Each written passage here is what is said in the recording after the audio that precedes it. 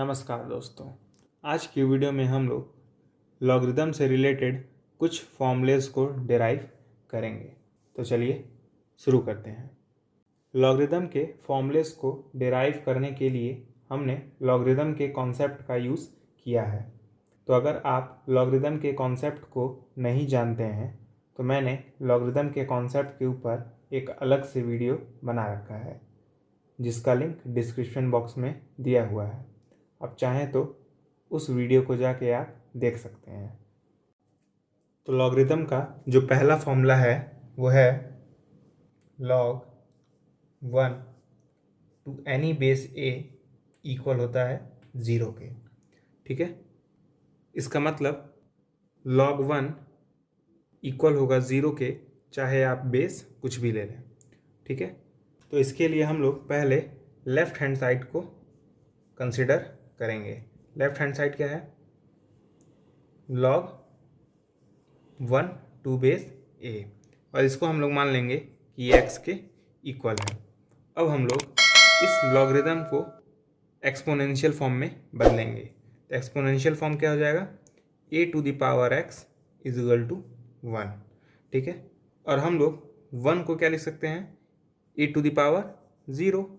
ठीक है, क्योंकि किसी का भी पावर 0 1 के इक्वल होता है। ठीक है, यानी यह आया a to the power x is equal to a to the power 0।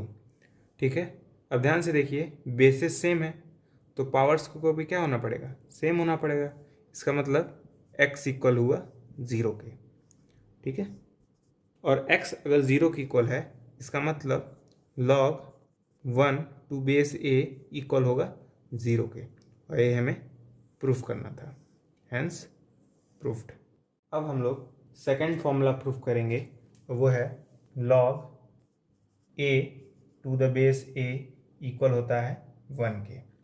इसका मतलब log a to the same base a equal होगा 1 के। तो इसके लिए हम लोग फिर से LHS लेंगे, और LHS क्या है? log a to the base a। ठीक है, और इसको हम लोग x के इक्वल मान लेंगे। ठीक है, और हम लोग इस लॉगरिदम को एक्सपोनेंशियल फॉर्म में बदलेंगे। तो क्या आ जाएगा? a to the power x equals to a। ठीक है, और इस a को हम लोग a टू द पावर 1 लिख सकते हैं। इसका मतलब a to the power x equal है a टू द पावर 1 के। और ध्यान से देखिए, बेसेस सेम है तो पावर्स को भी क्या होना पड़ेगा? सेम होना पड़ेगा। इसलिए x की वैल्यू क्या आई? 1। इसका मतलब log a to the base a equal होता है 1 के, और यही हमें प्रूफ करना था, हैंस प्रूफ्ड। अब हम लोग थर्ड फॉर्मूला प्रूफ करेंगे, जो कि बहुत इम्पॉर्टेंट फॉर्मूला है, और इसे हम लोग प्रोडक्ट फॉर्मूला भी कहते हैं। वो फॉर्मूला है log m to the base a plus log n to the base a equal होता है log mn to the base a के। इसका मतलब अगर हम दो लॉगरिदम को ऐड करें जिनका बेस सेम है तो उनके नंबर्स आपस में मल्टीप्लाई हो जाते हैं। ठीक है, इसको हम लोग प्रूफ करेंगे। तो प्रूफ के लिए हम सबसे पहले हम लोग क्या करेंगे? LHS लेंगे, और LHS क्या है? log a to the power m plus log a to the power n, और हम लोग log m to the base a को x मान लेंगे, और log n to the base a को y मान लेंगे। और इसको हम लोग एक्सपोनेंशियल फॉर्म में कन्वर्ट करें तो क्या आएगा?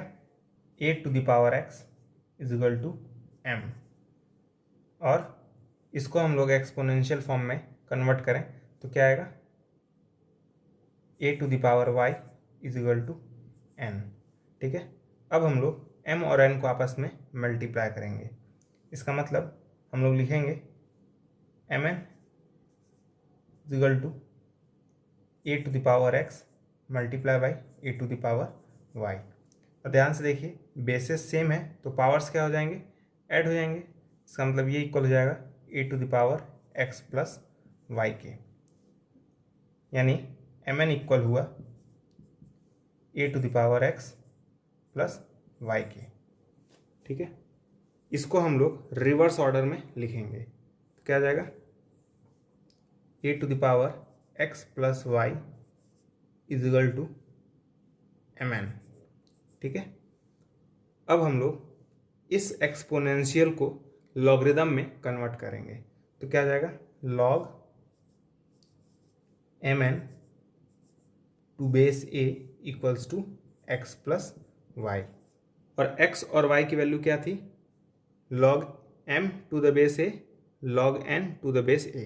तो हम लोग x और y की जगह log m a log n a put कर देंगे तो क्या आ जाएगा, log m n to base a equals to x की वैल्यू क्या है, log m to base a, हम लोग x की जगह log m to base a put कर देंगे, प्लस y की वैल्यू क्या है, log n to base a, हम लोग y की जगह log n to base a put कर देंगे। ध्यान से देखिए, यही तो हमें प्रूफ करना था। ये अब हम लोग फोर्थ फॉर्मूला प्रूफ करेंगे जिसका नाम है क्वोशिएंट फॉर्मूला या क्वोशिएंट रूल। ठीक है, ये फॉर्मूला है log m to the base a minus log n to the base a equal होता है log m by n to the base a। तो इसके लिए हम लोग फिर से LHS ले लेंगे, और LHS क्या है, log m to the base a minus log n to the base a। ठीक है, और हम लोग log m to the base a को x मान लेंगे और log n to the base a को y मान लेंगे। ठीक है, और हम लोग इन दोनों लॉगरिदम को एक्सपोनेंशियल फॉर्म में बदलेंगे तो क्या आ जाएगा, a to the power x is equal to m, a to the power y is equal to n। अब हम लोग m डिवाइडेड बाई n करेंगे, यानी हम लोग m को डिवाइड करेंगे n से तो क्या हो जाएगा, a to the power x divided by a to the power y, तो ये किसके इक्वल हो जाएगा, a to the power x minus y के। इसका मतलब a to the power x minus y equal है m बाई n के। ठीक है, अब हम लोग इसको लॉगरिदम में कन्वर्ट करेंगे तो क्या हो जाएगा, log m by n to the base a equals to x minus y. ध्यान से देखिए, x minus y equals to के राइट हैंड साइड चला आया है और बेस a बन गया है।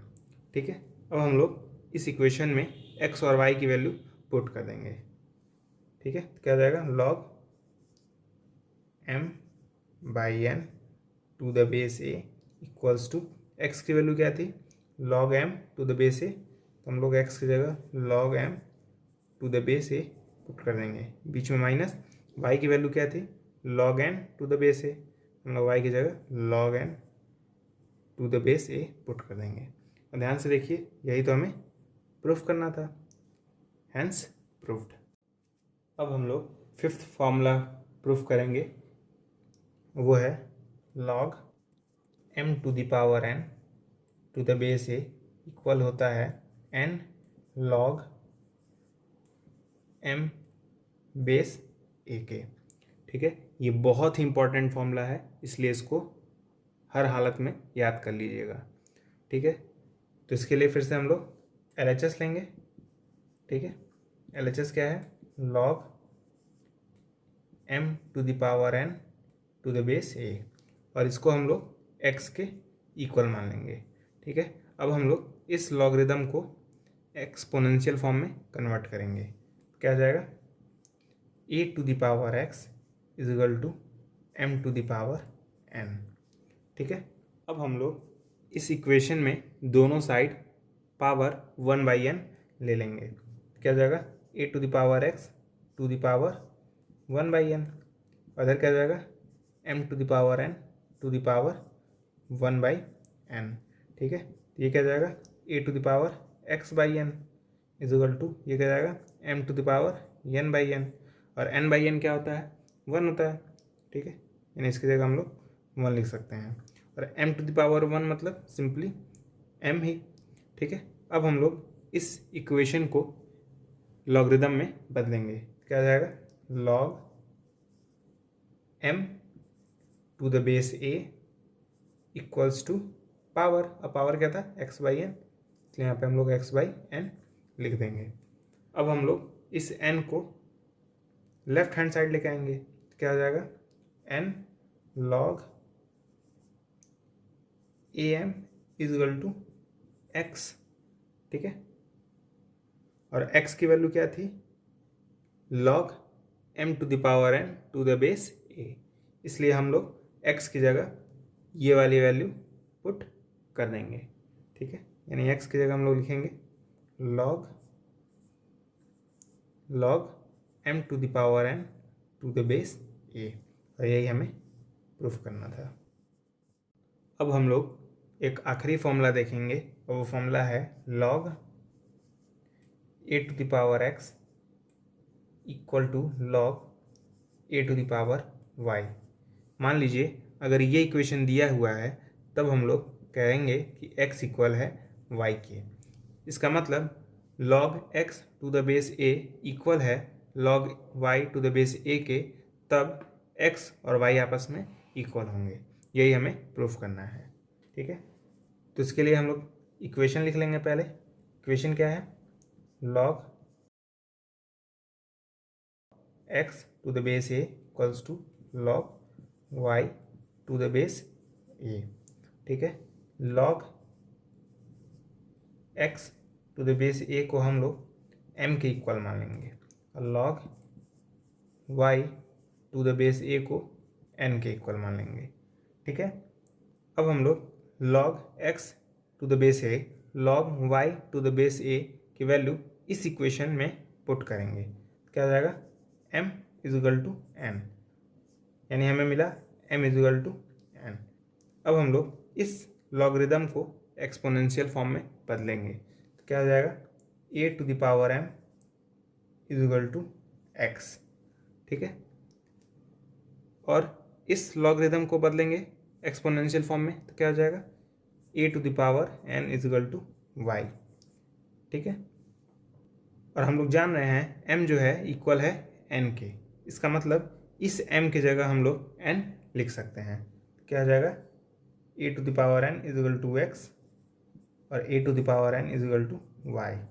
तो ध्यान से देखिए, x भी a⁴n के इक्वल है, y भी a⁴n के इक्वल है। इसका मतलब x और y आपस में इक्वल होंगे। इसका मतलब क्या हुआ x is equal to y, और यही हमें प्रूफ करना था। ठीक है, तो आज की वीडियो में बस इतना ही। अगर आपको मेरा वीडियो पसंद आया हो तो इस वीडियो को लाइक कीजिए, मेरे चैनल को